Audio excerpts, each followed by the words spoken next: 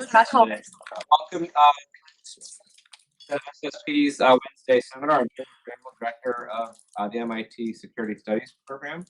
Today, I'm really delighted to welcome back to MIT Kari Bingen. Kari, I should note from the outset, has a degree in aeroastro from MIT. She was an undergraduate here and even took some classes taught by some faculty members who are in this room, which you may want to comment on later. She's the director of the Aerospace Security Project and a senior fellow in the Defense and Security Department at CSIS in Washington, D.C.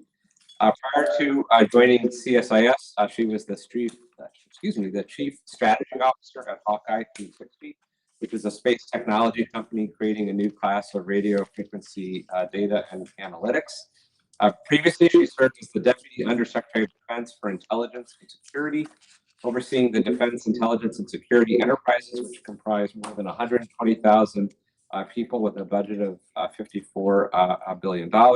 She's had many other roles in the policy space, including as policy director on the House Armed Services Committee, advising members of Congress on defense policy, program, and budget matters, as well as many other sort of related issues. So we're really delighted to have you back, and we're really eager to learn from you today. Welcome. Great.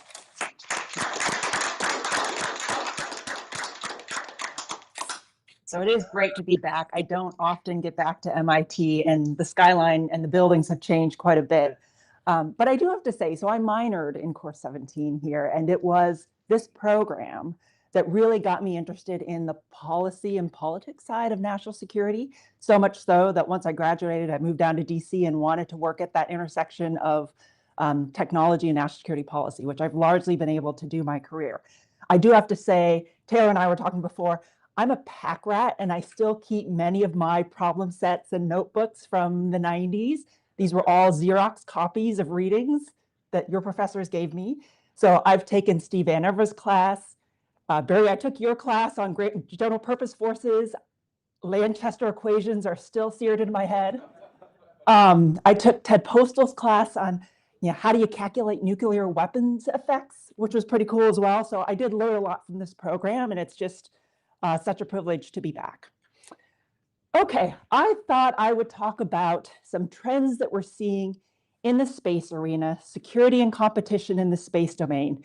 And to keep it simple in my head, I'm going to use an alliteration. So I'm going to talk through the 3 C's of security and competition. So I'll talk about China, which will be a theme that we'll hear throughout the discussion, commerce or commercialization of space, and then I needed a third one, combat capability. You could probably call it space warfare or warfighting, but I'm going to call it combat capability. And all 3 of these, China, commerce, combat capability, lead to a whole discussion on comparative advantages. Who has the advantage in space, confers comparative military, economic, and information advantage to that possessor.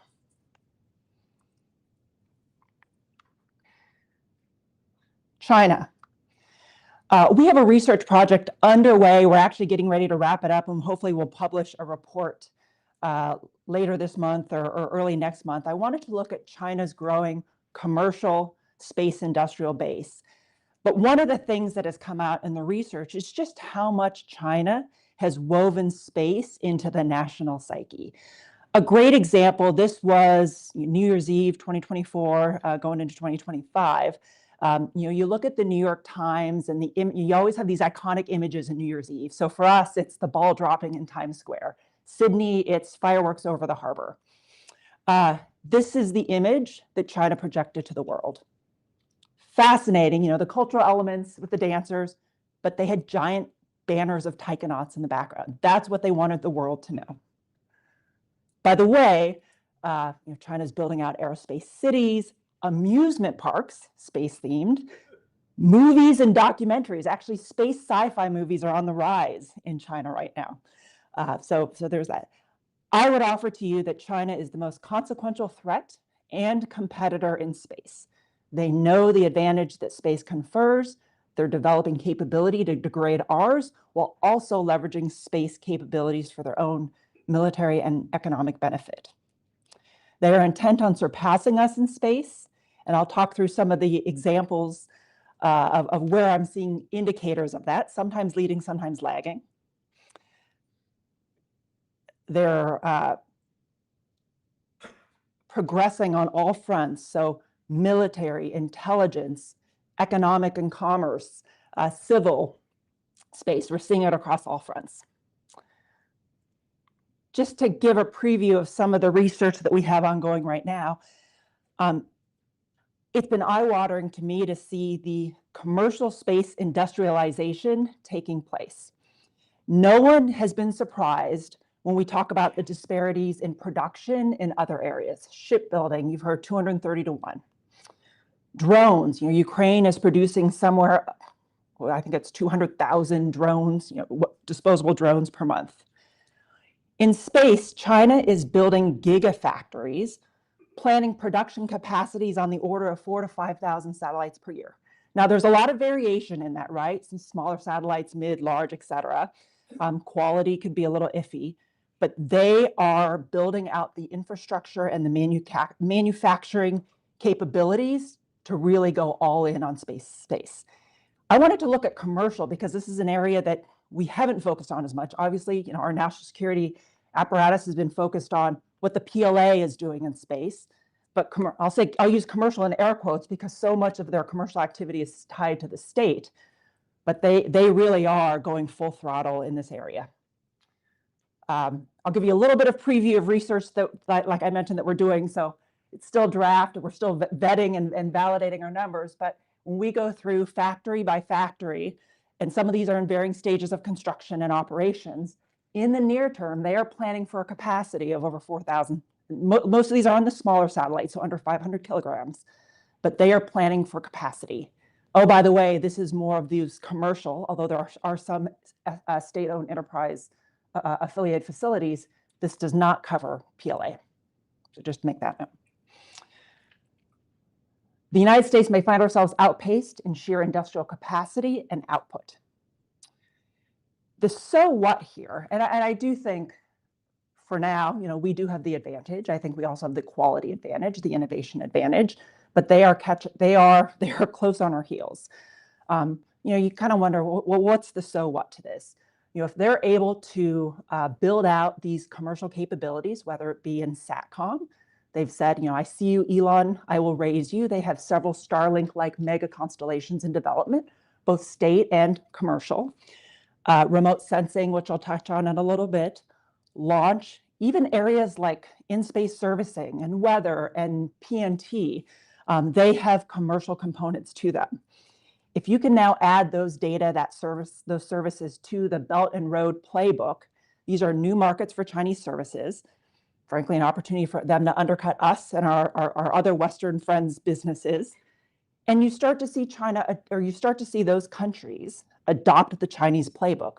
We've actually seen it with regard to telecom.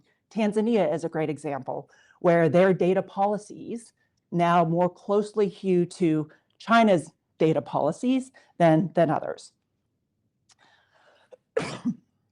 So what happens then when nations have a choice?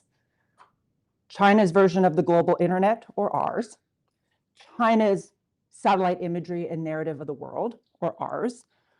What if on February 23rd, 2022, it was not US companies flooding the zone with imagery of Russian forces crossing into Ukraine, but that was Chinese imagery? So I think there is a bigger strategic picture here. Okay.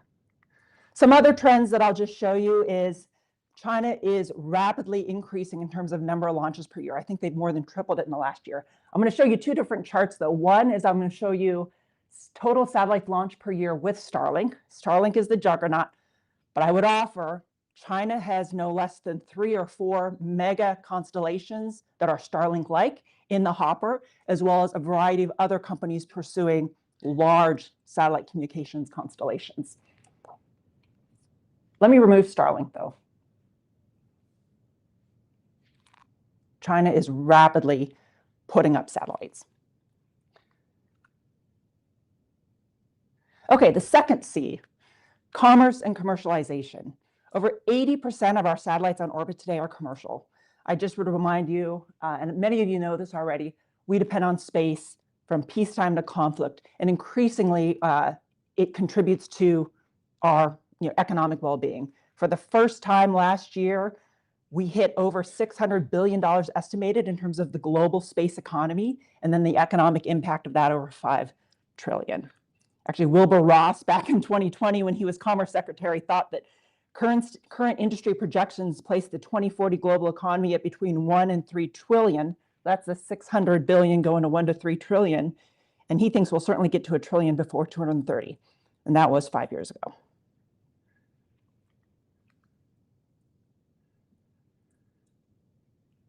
The private sector is moving at incredible scale and speed, and it was very eye-opening for me, who spent her career working in national security space, to then go to a space startup that was commercializing. So Hawkeye 360 was basically commercializing signals collection, or SIGINT.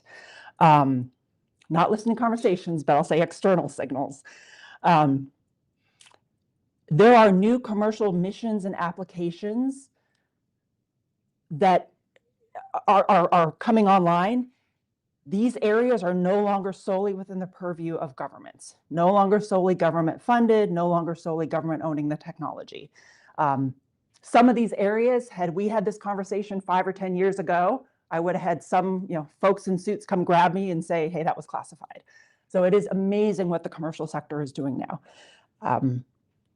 Areas like commercial space situational awareness, in-orbit servicing, so rendezvous, proximity operations, so maneuvering in space, getting up, latching onto another satellite, refueling it, servicing it, debris removal, commercial signals, geolocation, and then you all pair all of that data with advances in advanced compute, artificial intelligence, advanced analytic platforms, et cetera.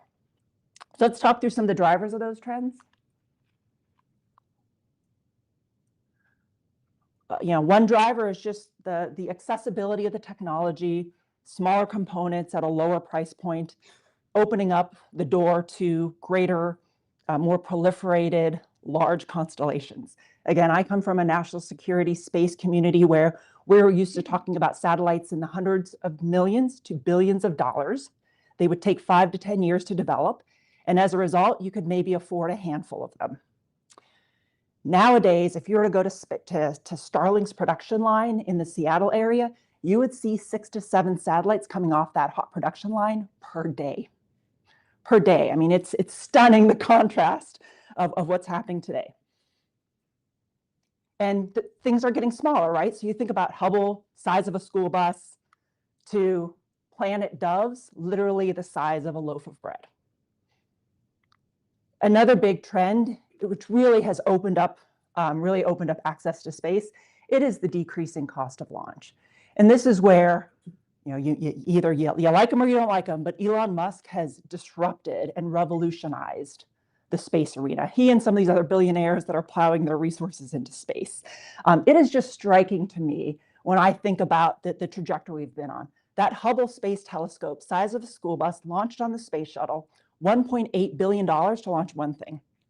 The workhorse of the US government for the last 25 years or so, the Evolved Expendable Launch Vehicle Program. So Atlas and Delta rockets, let's say you launch one government satellite, it costs, I think I put here, $115 to $190 million to launch one government satellite. Enter Falcon 9. Falcon 9, and I'm going to use a little bit of napkin math here, but you could stack 50 Starlinks, their first iteration, so 250 kilograms, 50 Starlinks on a Falcon 9 that would cost anywhere from $50 to $65 million total to launch. So we're now at $1 million to launch one satellite.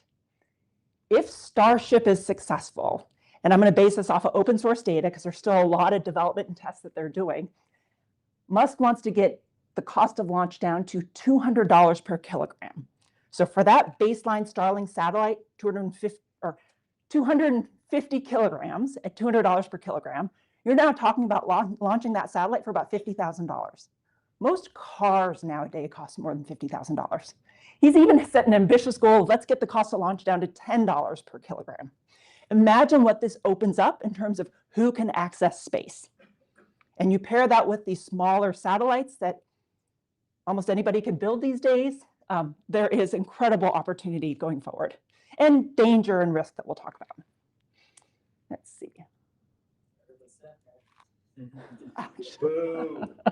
I'm glad I'm not giving the nuclear talk. Let's see, where am I? Another big trend is just the amount of private capital going into space. You know, national security space, this was long just US taxpayer dollars going into developing satellites and ground infrastructure.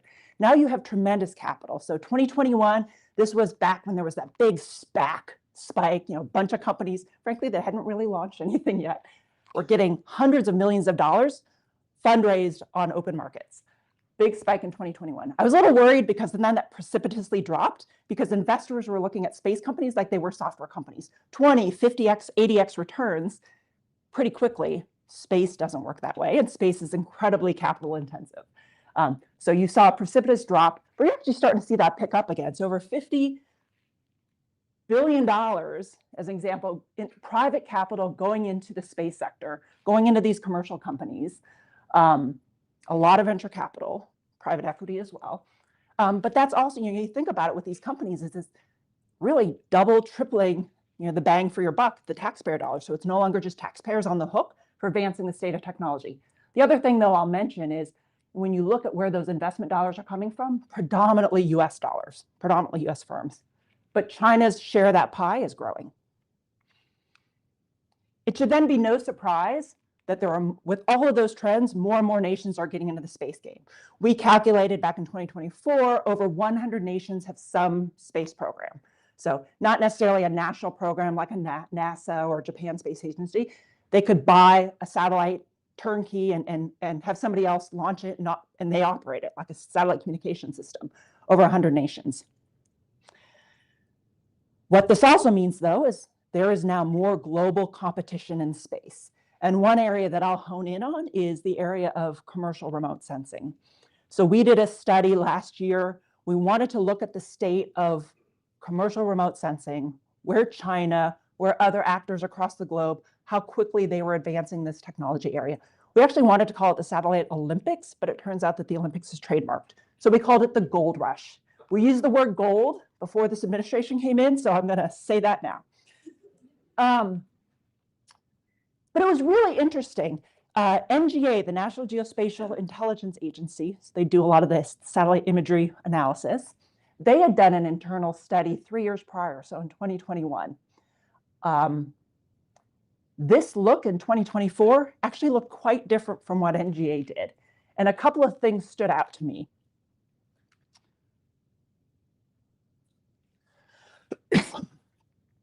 One of them is just the China narrative. In 2021, if you were to see something like this, you would not see many Chinese flags. 3 years later, a lot of Chinese flags. Some areas didn't quite make sense to me. I mean, long-wave IR, the US does long-wave IR. It just doesn't happen to be a commercial product. And oh, by the way, some of these companies you're like, hey, hold on, those are state companies. I'd say as long as I can go on the internet and buy an image, buy a product commercially, we counted that. So even if a Chinese constellation, 99% of that take is going to the government, if there's 1% available online, we counted it.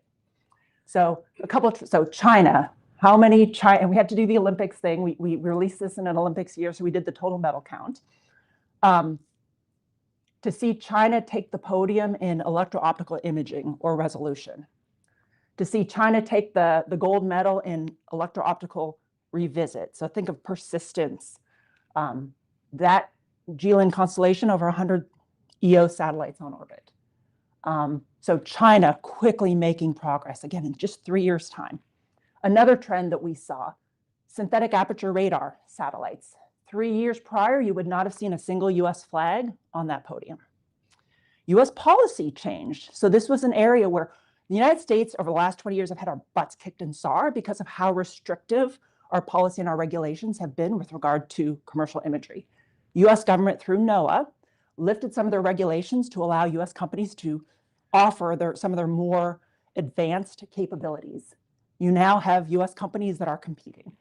Hyperspectral, 3 years prior, you would not have seen a US flag in the hyperspectral arena, but due to some strategic investments, including by US government-related entities, you now have a hyperspectral competitor there on the market. I think one of the questions going forward here, though, is how do we maintain U.S. leadership? We're seeing progress, a lot of this, so this is 2024, is really reflective of that surge in capital from 2020, 2021. If we don't maintain investments to continue to plow into R&D and keep these folks at the leading edge of technology, if we don't see further policy and regulatory change, 3 years from now, what will this look like? So I'm just going to stick on this theme just to give a better idea. And I know this may be very basic for some of you, but for others of you, I like the visuals. So I mentioned there was a cluster of electro-optical commercial imagery providers at 30 centimeter resolution. So just to give you a sense what 30 centimeters looks like, I also compare it with 1 meter, 50 centimeter, 15 centimeter, just to give you a sense of what we can do from space. China's getting really good at this, I mentioned. And oh, by the way, I would offer there are commercial companies that are starting to launch satellites that can achieve 10 centimeter resolution. The transparency of the globe, it is coming. Not just by US and I'll say our Western and allied friendly nations, but it is coming globally.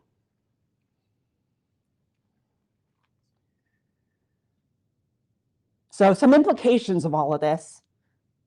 Russia, Ukraine, some folks have pegged, was this the first commercial space war? The amount of commercial imagery that flooded the airwaves, the internet, was significant. Starlink, seeing the number of tens of thousands of Starlink terminals provided a lifeline to the Ukrainians. Interestingly, on the threat side, and this is where space has just become that much more valuable. You could say the first shot of that war, it was not tanks rolling across from Belarus into Ukraine. It was actually a space shot. It was a cyber attack launched against a commercial communication satellite, Viasat, with the intent of disrupting Ukrainian communications and command and control. So that's really what led to Starlink now being put out into the battlefield. So it was Starlink was a lifeline. You see imagery like this, and obviously there's probably a government piece as well, but I'll just stick to commercial. You can use it for intelligence, surveillance, and targeting, mapping, battle damage assessment. It's even being used to collect information on war crimes. More use of commercial space data and services are happening now in conflict. And it's raising a lot of, particularly the use of commercial services in conflict zones and in war is raising several policy questions. How much should we depend on commercial? Will it be there in conflict? Is commercial a legitimate target if it's supporting the military? What is the US government's role in protecting those assets? Space business leaders are also finding themselves in the middle of geopolitics and global security questions. So companies like SpaceX, Maxar, and others have found themselves making geopolitical decisions, such as whether to provide services in contested regions, provide service, turn it off, how to handle adversary access, and then how to balance their global business interests with national security interests. I thought I'd also present something incredibly recent. Taking this off the New York Times, this is Iran in the Middle East. This is a US commercial company, Planet Labs, imagery of Camp Arif John in Kuwait. So anyone that's been there, this is a major logistics supply hub, heavily used during Iraq and Afghanistan, still used obviously by our forces in Central Command. You see a before picture and then you see an after picture. This is pixelated, but you can clearly see radomes struck. Just came out in the news yesterday. There's discussion now, and it's been reported that these US companies are now pausing the release of commercial imagery. I don't quite know what the parameters of that are. So as not to 12, okay. So as not to give Iran free battle damage assessment, for operational security reasons. I would also just add, though, is, those are US companies. You go back a couple of slides ago, there are plenty of other commercial companies, much less government entities, that are able to collect high resolution images that are not under the same constraints. I don't know what the right answer is, but I mean, this just points to an increasing trend of how transparent our battlefield is going forward. And not just with regard to imagery. You could say the same thing for signals. I think it is a very different world now for our military that has really dominated in the last 20, 30 plus years. Now they have to worry not just about being seen from above, but their emissions, their signatures also being collected and located, not just by government entities, but by commercial entities as well. So think about this. Now let's take this and apply it to an Indo-Pacific scenario. Space is critical to modern warfare, to deterrence and defense. Think intelligence gathering, how our military fights and projects power. In the Indo-Pacific, you're operating across vast distances. You need connectivity while you're moving. We need to see deep say into mainland China. So you can't get that with airborne or other assets. So you need that ISR, or that indications and warning into denied areas. We want to be able to use our precision weapons, so you need GPS. You want to be able to do battle damage assessment. Space capabilities provide us a military advantage on the battlefield, so we need our space capabilities to be there. At the same point in time, we see China also using space. I mentioned the Chinese now have 30-meter resolution imagery satellites, commercial. I don't know what their government does. You could assume maybe better. China has their versions of Starlink, both national and commercial systems, so Guowang, Thousand Sails, and others in development. They're also integrating artificial intelligence and machine learning, applying it against their vast data sets. And oh, by the way, if you've seen over the last several years, they're also building mock naval vessels in the Gobi Desert, ports, bases, et cetera, practicing, presumably targeting those. So you put all of that together, and you've heard folks in DC talk about kill chains, right? As China is building out their version of kill chains using space data, communications networks, targeting to do all that dynamically in real time. It is no wonder that the Vice Chairman of the Joint Chiefs of Staff said earlier, or last year, space is the most important domain. It will enable everything terrestrial. So again, not surprisingly, there is now an imperative with the battlefield utility of what these space capabilities are providing. There is now an imperative to deny the advantage that space capabilities provide to one's opponent. There are growing threats against the space domain. And when I say the space domain, I'm talking in space, so the satellites, the links between space and the ground systems, the terrestrial infrastructure itself. We long assumed distance would protect us. Space is pristine. We use it for exploration and for the space station. It wouldn't be weaponized. We built these giant multi-billion-dollar systems. We have a handful of them. Then Vice Chairman General Hyten said these are big, fat, juicy targets.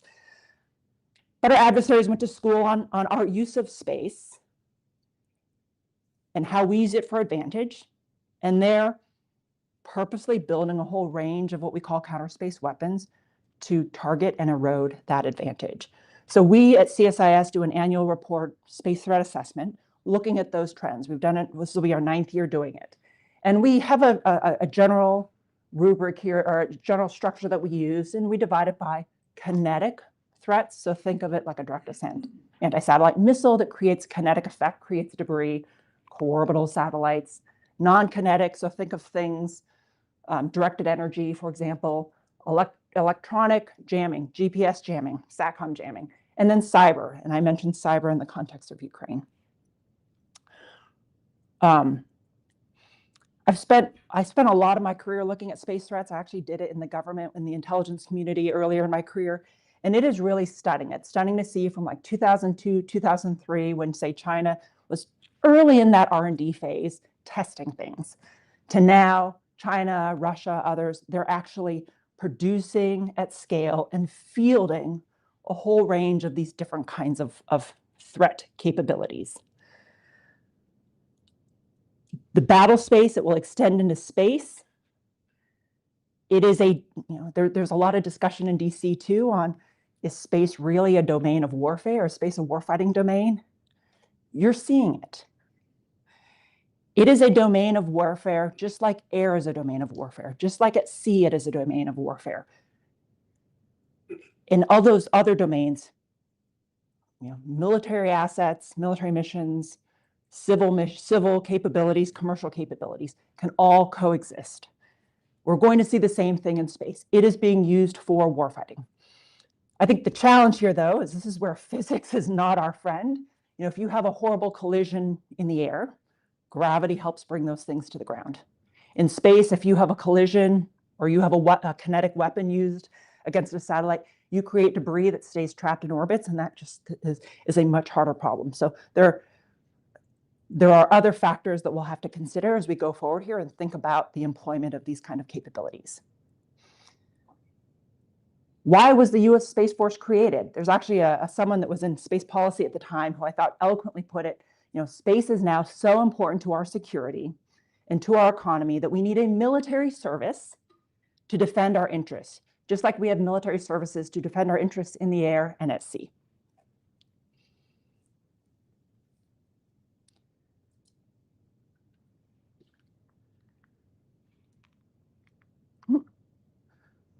Oh, I jumped ahead. Okay. So I talked about the battlefield utility of counter space weapons. I'll give just a brief example. And full disclosure, I did spend time at Hawkeye 360. This is a public product that they put out, but they have been looking at GPS interference in Ukraine. And actually, this came out, I think, in late 2021, early 2022, where they actually saw for all those drone monitoring flights, OSCE, and I'm blanking on the acronym, but there were these drone monitoring flights along the border. Sources of GPS interference were being detected to try to interfere with those drone flights. Interfere with their navigation, interfere with their ability to collect information. This is actually before things got kinetic. But as you can imagine, as the battlefield has been kinetic over the last couple of years, both sides are using counter space weapons to erode the effects of GPS and precision weapons, to erode the effect of drones, and also to erode the ability to communicate and do command and control. So SATCOM jamming as well. If you're the other, utility of counter space weapons, we're seeing that. Because of the value of space, you're also seeing this imperative to deny the advantage of space. So again, the growth in counter space weapons.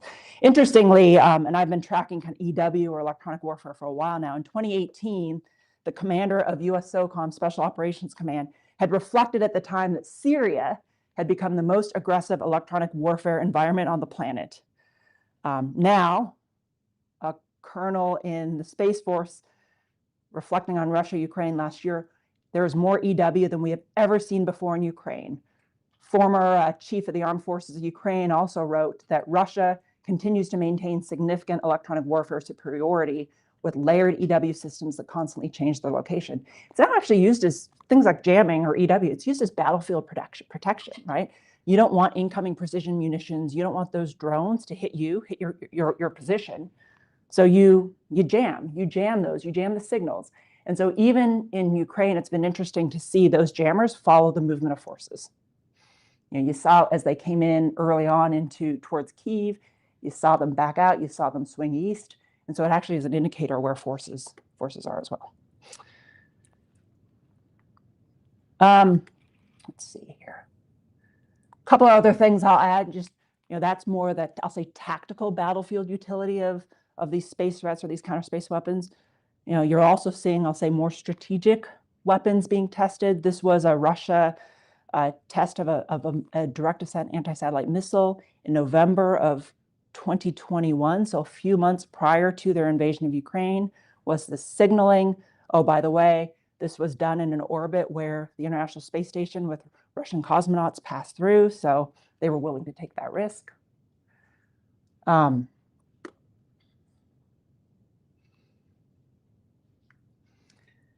So there's kind of two things happening here.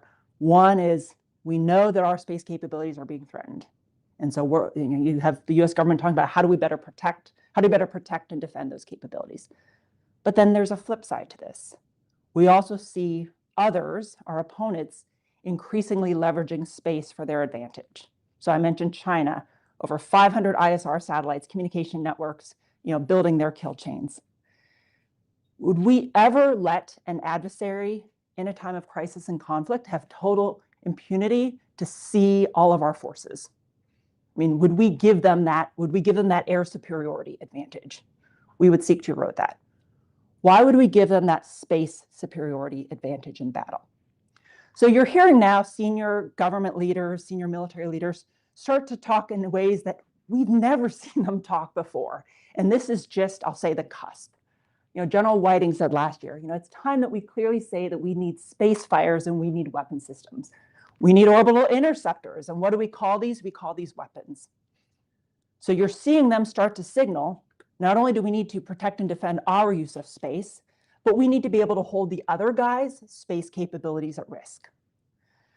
Whether you call that US space weapons, offense, space fires, we are now talking much more publicly about needing to deny the others any advantage that they get from space. And that is now part of modern warfare. I'll just add a couple of other related things here and then I'll end. We have a growing space object and space debris challenge on top of everything we've already talked about in terms of the military use of space. Okay, that's a pretty video. I'll go to the next one. A lot more debris on orbit. The biggest growth in the last 10 years has actually been Starlink. But again, I said, we're just at the cusp of China also starting to move up that curve. So the total number of objects is growing significantly. Oh, by the way, from a US government perspective, our catalog, and this is all public information, I think it was initially sized for about 36,000 objects. I think it's maybe now up to 50 or something. We're going to quickly exceed that here. And so we'll need modern capabilities to be able to track and catalog objects and then be able to do some predictive analysis on them. Another challenge is dual use capabilities. With all this debris, wouldn't it be great if we had technology to clean up orbits? So there's some really interesting commercial solutions out there. ClearSpace, I think this is a Swiss British company on the left. This was a demonstration by a British company that basically launched like a pencil-sized harpoon at an object to grab onto it, and then you can kick it down into a different orbit or basically to clean the orbit. Great, good stewardship of the orbit. Yeah, what if that's a Chinese system? What if they're very opaque about it? This thing snuggles up next to one of our sensitive reconnaissance or missile warning or other sensitive satellite. Would we have trust and confidence that they're just there to clean up debris, or would there be another motive? So this is really driving a whole discussion on norms of behavior, like what's acceptable behavior, what's risky or unacceptable behavior. We need to invest more in space domain awareness, but then also this protection and defense discussion, including active defenses. It's a bad day if that thing snuggles up to one of your government satellites. If things get kinetic, do you want to keep taking those hits? It's kind of like the missile defense problem we have right now, right? You want to keep taking those hits, or do you want to be able to also go on offense, or maybe even target other things on the ground? So some of your defenses don't necessarily have to be in space. I'll just show another example. Similarly, there was a Chinese RPO, Rendezvous Proximity Operation, back in late 2021, early 22, Xinjiang 21. So this was a satellite that went up to a presumably dead Chinese weather satellite in geosynchronous orbit, came up to it, latched onto it, so an uncooperative satellite, latched onto it and then moved it into what we call a graveyard orbit. Again, imagine if that thing came next to one of our satellites. That was just a spattering of the waterfront. We can talk through a whole bunch of issues, dive into these more. I'll just end with, I have to give the CSIS plug, but our mission is to educate and inform the public debate, to inform policy. We put out a variety of different projects, from big reports to short papers to public, and we have public events, private discussions. So happy to be a resource for anyone that wants to leverage us, and thank you for reading our stuff. Okay.